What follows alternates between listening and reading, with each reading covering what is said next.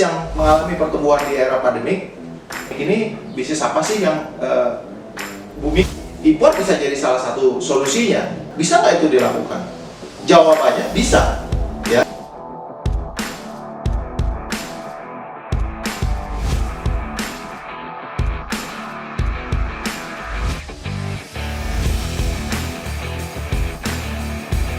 Halo para sahabat pencari inspirasi, ketemu lagi sama saya Indra.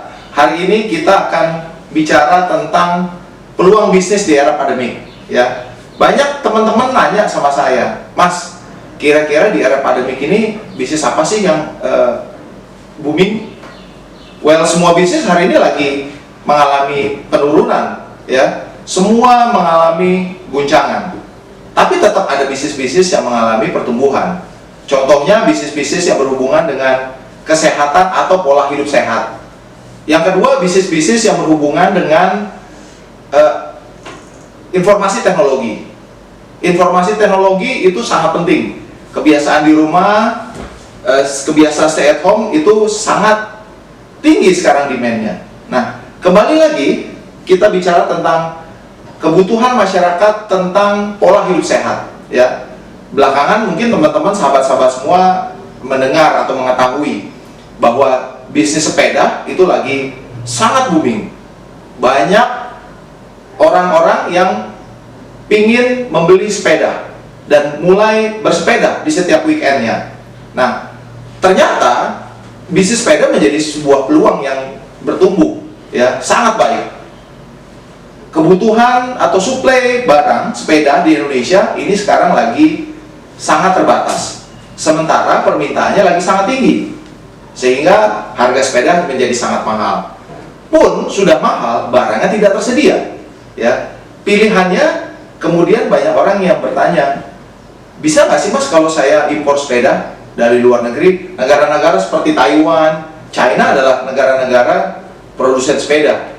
Nah, oleh karena itu hari ini kita akan bicara tentang bagaimana prosedur impor. Bisa nggak sih kalau saya mau impor sepeda dari luar negeri ke Indonesia?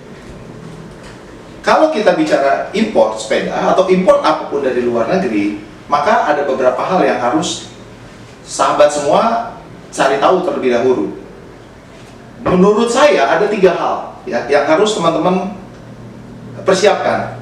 Pertama, teman-teman harus tahu di mana beli produknya, ya, where to buy the product, ya. Kalau pertanyaan di mana belinya produk-produk, ya paling gampang hari ini adalah masuk ke marketplace, ya. Marketplace di luar negeri seperti Alibaba dan lain-lain itu bisa menjadi sumber informasi mencari penjual barang di luar negeri, ya. Sesudah kita tahu di mana beli produknya, yang kita perlu pikirkan kedua adalah kita mau kirim dengan menggunakan transportasi, moda transportasi apa, ya. Kalau kita bicara impor, moda transportasi yang umumnya dipakai ada 2, moda transportasi laut dan moda transportasi udara. Tapi impor, kalau dari Interasia, biasanya moda transportasi yang dipakai itu menggunakan laut atau kapal, ya. Nah, definisi impor. Nah, sebelum kita masuk bagaimana caranya, saya jelaskan tentang apa sih yang disebut dengan impor? Impor itu secara sederhana dijelaskan sebagai memasukkan barang dari luar negeri ke dalam wilayah Indonesia. Kalau secara literatur disebut memasukkan barang dari luar wilayah pabean Indonesia ke dalam wilayah pabean Indonesia. Kenapa luar pabean dan dalam wilayah pabean? Karena masuk dan keluar wilayah Indonesia itu ada kewajiban pabean, ya, yang berhubungan dengan bea dan cukai atau custom clearance, ya. Jadi dari luar masuk ke Indonesia itu kita sebut dengan impor. Nah, kalau dalam proses impor itu ada beberapa hal yang perlu teman-teman persiapkan, ya. Kalau dari impor kita harus mempersiapkan dokumen-dokumennya, ya. Ketika terjadi transaksi, teman-teman beli barang dari luar, sahabat-sahabat semua beli barang dari luar, maka harus ada yang disebut dengan packing list dan invoice. Packing list itu cerita tentang detail barangnya, berapa jumlah barangnya, apa nama barangnya, kilonya berapa, dimensinya berapa, HS code-nya berapa. Mengenai HS code akan kita jelaskan di video berikutnya. Nah, kembali ke pertanyaan bisnis yang mengalami pertumbuhan di era pandemik, import bisa menjadi salah satu solusinya. Karena apa? Ketika permintaan sangat tinggi di Indonesia, sementara suplainya sangat rendah, maka terjadi perbedaan, ya. Barang tidak mampu disuplai. Nah, untuk bisa memenuhi, import menjadi salah satu jalan yang bisa dilakukan. Pertanyaan berikutnya yang sering muncul di saya adalah, Mas, bisa nggak sih kalau saya mau import itu, kalau saya perseorangan, tidak punya badan hukum, bisa nggak itu dilakukan? Jawabannya bisa, ya. Import itu biasanya dilakukan oleh dua pihak. Satu, institusi, badan usaha. Yang kedua, import yang dilakukan oleh perseorangan. Import perseorangan itu sangat bisa sekali dilakukan. Jadi tidak mesti punya badan hukum, tidak mesti punya PT. Import perseorangan itu hanya membutuhkan NPWP.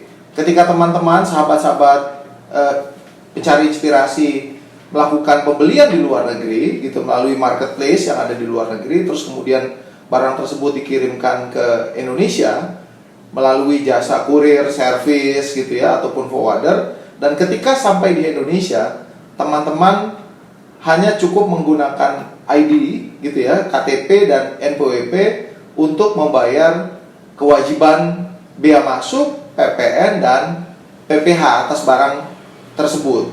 Nah, ketika sudah di Indonesia, sudah diselesaikan kewajibannya, maka sahabat sekalian bisa menjual barang-barang yang sahabat-sahabat beli menggunakan marketplace atau direct selling. Jadi di era pandemik seperti ini, di era resesi yang sedang dihadapi Indonesia, peluang bisnis sangat terbuka lebar. Masih banyak peluang-peluang usaha yang bisa dilakukan oleh sahabat-sahabat pencari inspirasi sekalian. Jangan lupa tulis komentar ide apa yang mau dibahas di video berikutnya di kolom komentar. Terus kemudian jangan lupa like dan subscribe supaya kita lebih bersemangat lagi untuk membuat konten-konten yang bisa memunculkan ide dan pemikiran teman-teman untuk tetap kreatif dan produktif di era pandemik seperti ini. Itu aja dari saya. Terima kasih sudah menonton video saya. Kita ketemu lagi di video-video berikutnya. Salam inspirasi, semangat para pencari inspirasi. Dah.